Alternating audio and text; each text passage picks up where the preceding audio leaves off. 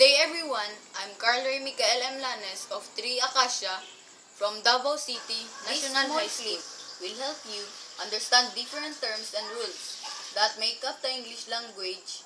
For this episode, I will explain to you two forms of speech that are often used in conversations, stories, and other texts. These are direct speech and indirect speech. First, let us learn their meaning. Direct speech.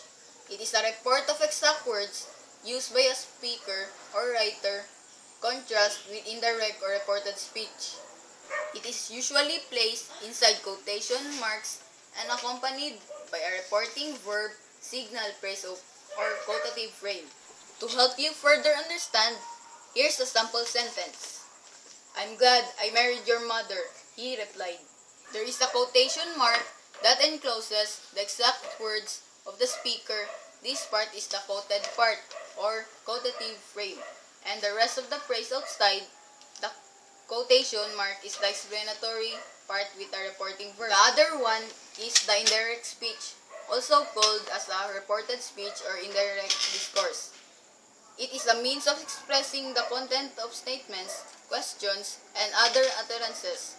This is done without quotation, a contrast of the direct speech. Here's each sample sentence.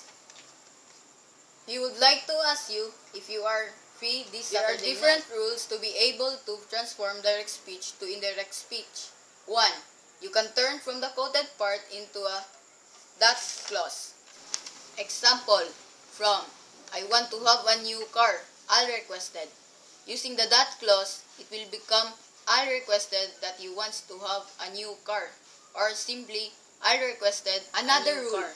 When the quoted part is an interrogative sentence or an asking sentence that ends with a question mark, transform it to an if or whether clause. Regine asked, "Is Tricia your girlfriend?" It becomes Regine asked if Tricia is your girlfriend. These two forms of speech are important in identifying different discourse in expressing what we have to say. So, I hope that you learned something from me. Thank you, until next time.